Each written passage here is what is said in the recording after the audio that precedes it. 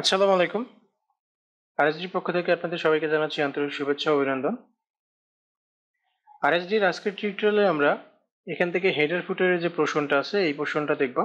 এখান থেকে আমরা হেডার ফুটার এবং পেজের নাম্বার দেওয়া দেখব। প্রথমত আমরা একটু হেডার দেখি এবং ফুটার দেখি। হেডার বলতে হচ্ছে আপনার পেজের উপরের অংশ এবং ফুটার বলতে বোঝায় হচ্ছে পেজের নিচের অংশ। হেড মাথা থেকে হেড, আর ফুট থেকে হচ্ছে পায়ের পাতা থেকে হচ্ছে ফুটার। ওকে, এই সিস্টেম আমরা বুঝতে পারি যে পেজের উপরের অংশ হচ্ছে হেডার এবং নিচের অংশ হচ্ছে ফুটার। এখন আমরা যদি হেডার ফুটার ইউজ করতে চাই তাহলে আমরা যেটা করব সেটা হচ্ছে এখান থেকে হেডারের উপরে ক্লিক করব। হেডারের উপরে ক্লিক করার পরে হেডারের এই কম্বো বক্সটাতে আমরা এসে ক্লিক করব। ঠিক আছে, তো এখানে ক্লিক করার পরে এখান থেকে আমরা দেখতে পাবো হচ্ছে এখানে কিছু স্যাম্পল করে দেওয়া আছে। আপনি যদি এখানে এই স্ক্রল বারটা ধরে টান দেন নিচের দিকে তাহলে এখানে দেখতে পাবেন অনেকগুলো স্যাম্পল এখানে করা আছে। এখান থেকে আপনি যে কোনো একটা যদি এরকম করে ইউজ করতে চান তাহলে জাস্ট এটার উপরে একটা ক্লিক করবেন, তাহলে এই সিস্টেমের একটি হেডার আপনার এখানে চলে আসবে। আমরা এটা আনডু করে আগের অবস্থানে যাচ্ছি।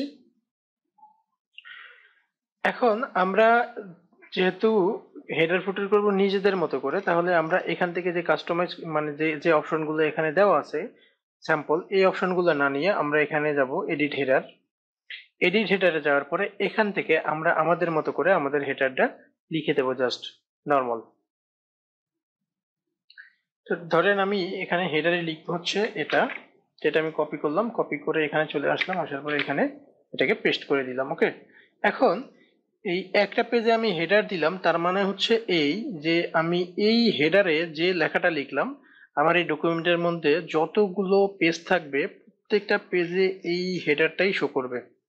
অর্থাৎ এই লেখাটাই আপনার হেডারে শো করবে, যতগুলো পেজ থাকবে ততগুলো পেজে এই লেখাটা শো করবে। এবং যখন আমরা ফুটারকে অ্যাড করব তখন ওই ফুটারে যেটা লিখবো সেটাও কিন্তু এই সেম হবে।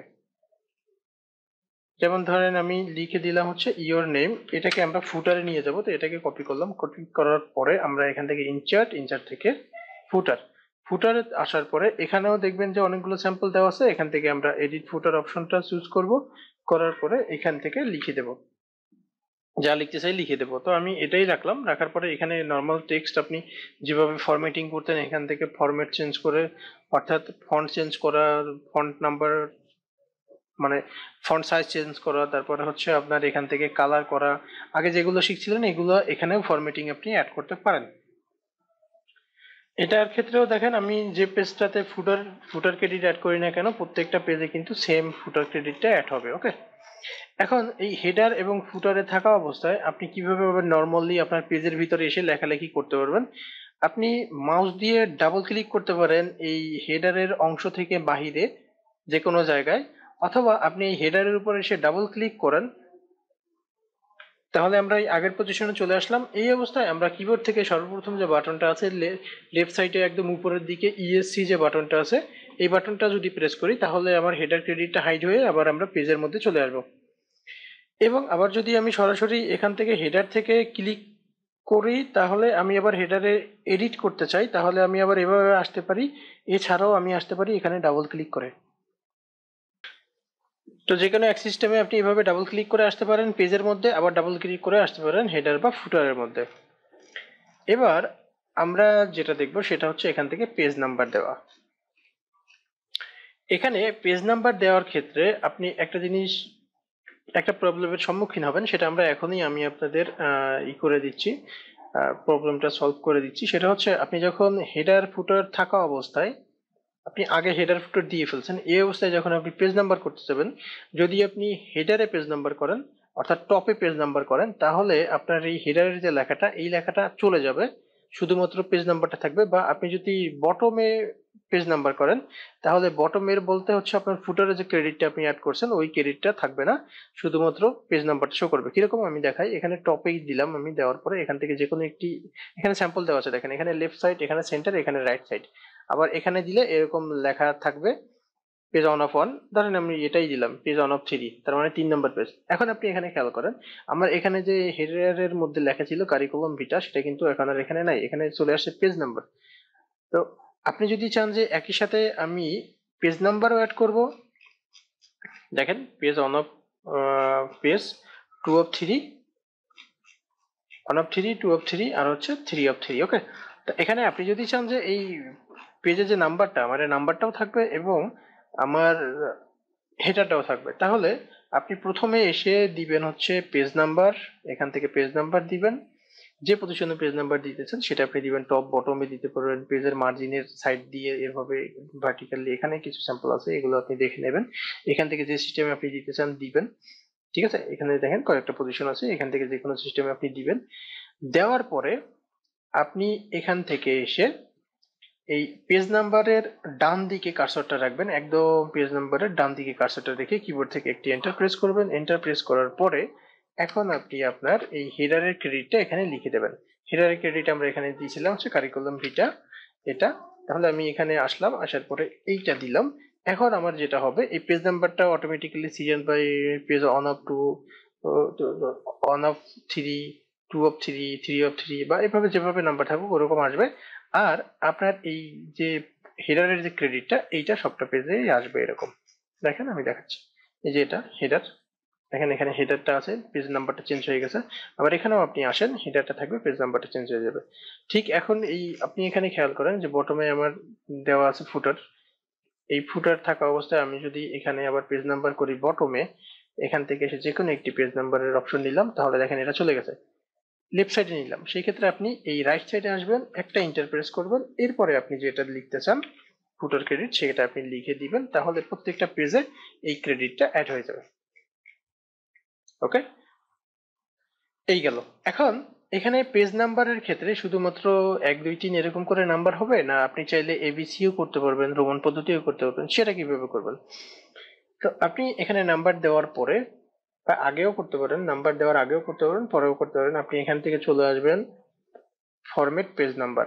ওকে, ফরম্যাট পেজ নাম্বারে আসার পরে এখানে আপনি দেখতে পাচ্ছেন নাম্বার ফরম্যাট 1 2 3, এখানে আপনি ক্লিক করেন, এই সিস্টেমে চাচ্ছি কিনা বা এবিসি চাচ্ছি কিনা, বা এখান থেকে আপনি দেখতে পাচ্ছেন রোমান পদ্ধতির সংখ্যা আছে, বড় ছোট দুইটাই আছে, আপনি যেটা চান সেটা। ওকে, এখন এখান থেকে আপনি দেখতে পাচ্ছেন হচ্ছে আমার পেজ আছে 3টা। ধরেন এই 3টা পেজ আমি আজকে লিখে ফেলছি, একটা বুক পাবলিশ করব, এর জন্য আমি 3টা পেজ লিখে ফেলছি, এটাতে পেজ হবে ধরেন আমার 50টা বা 100টা পেজ হবে। তো 3টা পেজ তো আমি আজকে লিখে ফেলছি এবং প্রিন্ট আউটপুট করে ফেলছি, আগামী দিন থেকে আমি 4 নম্বর পেজ থেকে লিখবো এবং প্রিন্ট আউটপুট করব। এখন আমি যদি এরকম করে পেজ নাম্বার করি, তাহলে দেখা যাবে যে আমার পেজ নাম্বার গুলো আবারও 1 থেকে শুরু হবে। তো আমি তো অলরেডি 1 থেকে 3 প্রিন্ট করে ফেলছি, তাহলে আমাকে শুরু করতে হবে 4 নাম্বার থেকে। তো আমি যদি চাই যে 4 নাম্বার থেকে শুরু করব, তাহলে যেটা করব সেটা হচ্ছে এখানে পেজ নাম্বার দেওয়ার আগেই আমরা এখান থেকে চলে আসব, বা পেজ নাম্বার দিয়ে ফেলছি, এখন চলে আসব এখানে। পেজ নাম্বারের ফরম্যাট যেরকম রাখতে চান আপনি সেরকম রাখবেন। রাখার পরে এখানে দেওয়া আছে পেজ নাম্বারিং, এখানে দেখেন কন্টিনিউ ফ্রম প্রিভিয়াস সেকশন। তো এখানে এসে আপনি স্টার্ট অ্যাট কত থেকে শুরু হবে, আমার যেহেতু 1 2 3 আমি প্রিন্ট করে ফেলছি, আমি এখান থেকে 4 থেকে শুরু করব। 4 থেকে শুরু করলে ওকে করে দেব। আচ্ছা, আমরা নাম্বার করছিলাম বটমে, এখানে দেখতে পাচ্ছেন বটমে পেজ কত 6, এটা হচ্ছে 5, আর এটা হচ্ছে 4। ওকে, তো দেখেন আমাদের কিন্তু নাম্বারিংটা হয়ে গেছে, 4 থেকে শুরু করছিলাম আমরা, এই জন্য 4 থেকে এটা হয়েছে। আমি যদি টপে সেম কাজটা করে দিই, এখান থেকে টপে নাম্বার আমরা করলে তো হয় বটমে করবো না হয় টপে করবো, তাহলে যে যে পজিশনে আপনি করেন না কেন নাম্বারগুলো কিন্তু এভাবে চেঞ্জ হয়ে যাবে। দেখেন আমি যদি এখন এখান থেকে নাম্বারিংটা আরেকটু ফরম্যাটিং করি, এখান থেকে নাম্বার শুরু হবে ধরেন আমার 10 থেকে, তাহলে 10 থেকে শুরু করে আমি যদি ওকে করে দিই, তাহলে আপনি দেখতে পাবেন এখান থেকে 10, পেজ এটা 11, আর এটা 12। তো এই সিস্টেমে আপনি পেজ নাম্বারিং করতে পারবেন, টপ বটম লেফট রাইট যেখানে করতে চান, আর ফরম্যাটিং এ এসে আপনি জাস্ট এখান থেকে এই কাজগুলো করে দিলেন। আর একটা বিষয় সেটা হচ্ছে আপনি যখন এখান থেকে হেডার ফুটারে কাজ করবেন, তখন এখানে দেখতে পাচ্ছেন হচ্ছে আপনার ফুটার ফরম বটম, বটম থেকে এখানে 0.5 করা আছে, এটাকে আপনি চাইলে ছোট করতে পারেন, আবার চাইলে বড়ও করতে পারেন। ফুটারটাকে আপনি বড় করতে চাইলে এখান থেকে বড় করতে পারবেন, ছোট করতে চাইলে এখান থেকে ছোট করতে পারবেন। হেডারটাকেও আপনি চাইলে এভাবে ছোট বড় করতে পারবেন। ঠিক আছে, এটা জিরো লিমিটের উপরে আর নাই, তো জিরো লিমিট করে দিলে ডিফল্ট যেটা থাকে সেটিং সেটা হবে। আর এখান থেকে চাইলে আপনি পিকচার অ্যাড করতে পারেন, ফুটারের মধ্যে বা হেডারের মধ্যে আপনি চাইলে পিকচার অ্যাড করতে পারেন। দেখেন ফুটারের মধ্যে আপনার পিকচার চলে আসছে। আপনি চাইলে পিকচার অ্যাড করতে পারেন, কেউ ফুটারের মধ্যে পিকচার অ্যাড করে না, এই জন্য আমরা এগুলো না দেখলেও হয়। এই ডিজাইনের এখানে এসে ডেট টাইম অ্যাড করতে চাইলে আপনি এখান থেকে ডেট টাইম অ্যাড করতে পারেন। যে দেখেন ডেট অ্যাড করে দিলাম, ঠিক আছে। তো এগুলো জাস্ট কিছু না, নর্মাল, এগুলো আপনি একটু দেখবেন। আর এই ছিল আজকের ভিডিও, কথা হবে আগামী টিউটোরিয়ালে। সেই পর্যন্ত সবাই ভালো থাকবেন, মোস্ট ইম্পর্টেন্টলি সবাই ফুর্তিতে থাকবেন। আজকের মতো এখানে, আল্লাহ হাফেজ।